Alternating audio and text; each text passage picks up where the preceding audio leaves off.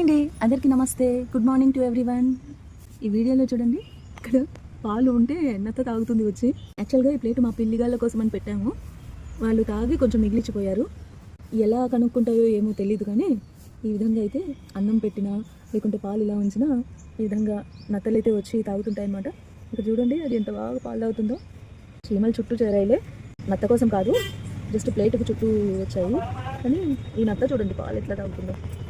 ఇది ఇక్కడ ఇంకొకటి ఉంది, అది వెతుక్కుంటుంది ప్లేస్ ఎక్కడ ఏమి.